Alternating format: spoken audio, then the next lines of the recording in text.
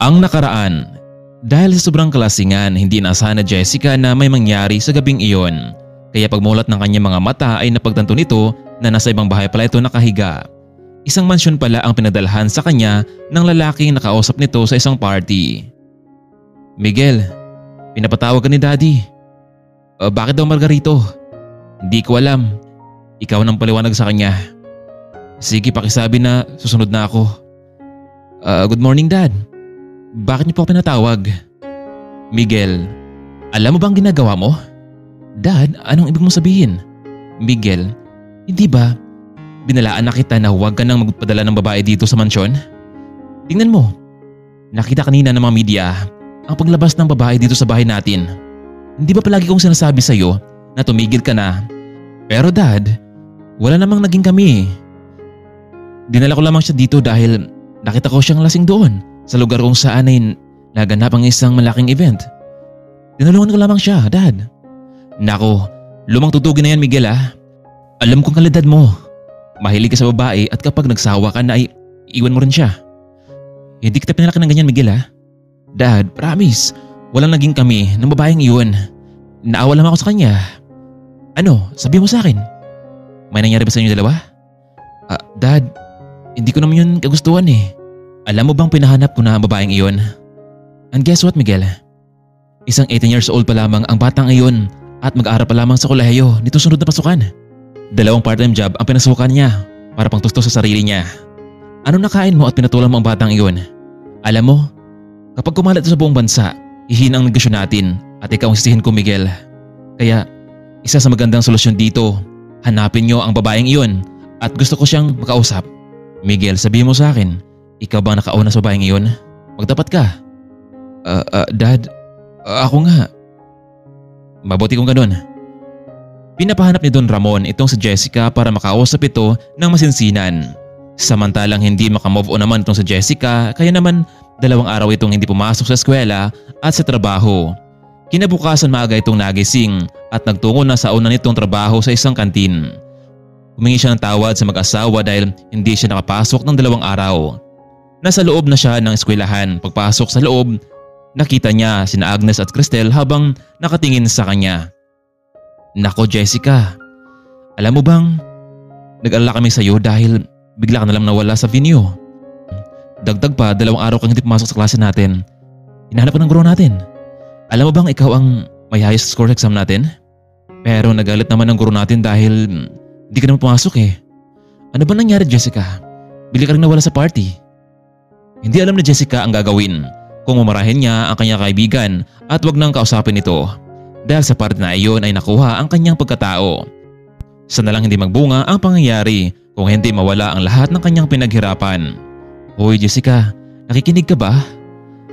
Sorry. Sabi mo nga sa amin noong umalis ka ba sa party, may nakilala ka bang ibang milyonaryo?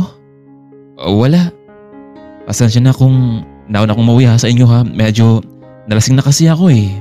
Hay nako Jessica, kung hindi ka lang namin kaibigan, ay nako, iwan ko na lang. Pero babayaran ka pa rin namin sa halagang 5K kahit hindi mo natapos yung party. Anyway, pinapasabi pala ng guro natin na sa sunod na linggo ay bigayan na ng card natin. Excited na ako para sa pasok natin sa kolehiyo. Sad naman ang 2 kaibigan ni Jessica. Samantalang siya ay hindi pa niya alam kung makapag-aral pa ito, lalo na kung magbunga ang gabing iyon. Panigurado namang hindi siya panagutan ng lalaking iyon. Isa lamang siyang lupa at langit ang lalaki. In short, basura lamang siya sa kanyang tingin. Makalipas ng ilang linggo, muling nagtungo ito si Jessica sa campus para kunin ang card. Naroon din sina Agnes at Cristel. Excited na sila sa graduation day at sa pagpasok sa kolehiyo. Jessica, ikaw ha, parang hindi ka na yata naparamdam sa amin ah. Naku Agnes, Cristel, alam niyo naman na abala ako sa trabaho ko at saka nag-ipon talaga ako ng pera para sa pagpasok sa kolehiyo. Hoy Jessica, siguraduhin mo lang atin ka ng relasyon natin. Napatungo na lamang ang dalaga. Gusto niyang sisihin ang 2 babae na nasa kanyang harapan ngayon pero hindi naman nila ginusto ang nangyari. Agnes, Cristel, mauna na akong umuwi ha. May pasok pa kasi ako sa restaurant eh. Jessica, hindi ka ba sasama sa amin ni Agnes para kumain sa labas? Treat ko naman eh. Nako, maraming salamat pero kailan ko munang pumasok trabaho baka naman kasi bigla na lang akong tanggalin. Ikaw ang bahala, Jessica. Umalis nito si Jessica mula sa gate ng campus. Sa hindi kalayuan, naglakad ito naghihintay ng tricycle na masakyan. Pero biglang may isang sasakyan ang huminto sa kanyang harapan. Miss? Ikaw ba si Miss Jessica Suarez? Yes po, bakit niyo po ako kilala? May kailangan po ba kayo sa akin? Miss, napag-utusan lamang kami ng boss namin. Sumama ka na lang sa amin para walang gulo. Nagmatigas itong si Jessica. Sino ba kayo? Hindi ako sasama sa inyo dahil hindi ko kayo kilala. Pasensya ka na miss pero kailangan naming gawin ito. Biglang hinawakan ng lalaki ang balikat ni Jessica kaya naman hindi na ito makapalag pa at pumasok na sa loob ng sasakyan. Tinalian nito ang mga kamay, nakapiring at nakabusal ang kanyang bibig. Inisip ni Jessica na baka dito na magtatapos ang kanyang buhay at mawawala ang lahat ng kanyang pangarap. Halos kalahating oras ang nakalipas, huminto na ang sasakyan kaya naman inilabas na siya mula sa loob. Mukhang pamilyar sa kanya ang lugar na iyon. Hindi nga siya nagkamali, yun ang malaking mansyon na pinagdalhan sa kanya noong nakaraan. Welcome Miss Jessica Suarez. Sad naman Don Ramon. Bakit po ako narito? May nagawa po ba ako sa inyo?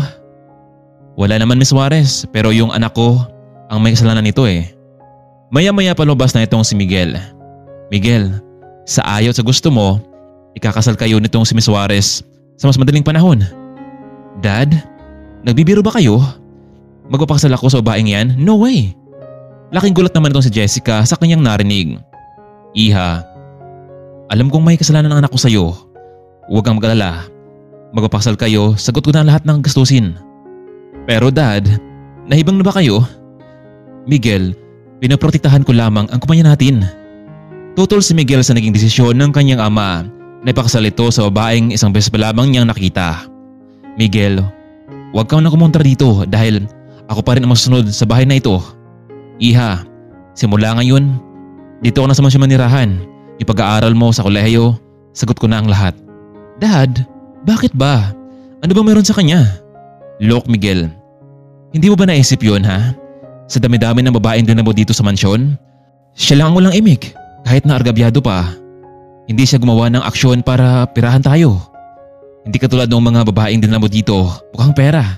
Dad, wala naman siguro mawawala kung babayaran natin ang babaeng ito para tumahimik na lamang. Iyan tayo Miguel para sa'yo kasi madali lang ang lahat dahil may pera ka. Kaya mula ngayon, gusto kong ma-realize mo na hindi madali ang buhay. Alam mo bang iisa lamang ang babaeng minahal ko noon, ang iyong ina. Kaya hindi ako papayag na marami kang babae na masaktan. Kung magpapumilit ka dito, sige, umalis ka pero ito ang tatandaan mo. Wala kang madala kahit isang singong duling kapag namatigas ka. Pero sir, paano po yung mga damit ko sa bahay? Iha, don't worry. Isasama ka na Aling Miding para mamili ng bagong damit. Napayuko na lamang itong si Jessica bagamat hindi siya sang-ayon sa naging plano nito pero kahit anong takas niya ay hahanap-hanapin pa rin siya ng Don. Ano kaya ang magiging buhay ni Jessica sa mansyon? Magiging marangya kaya ang kanyang buhay o dito niya maranasan ang pait at sakit bilang asawa? Kaya mga kaibigan, atin pong tunghayan ang susunod na kabanata sa buhay ni Jessica sa ating part 4. Maraming salamat po. Abangan!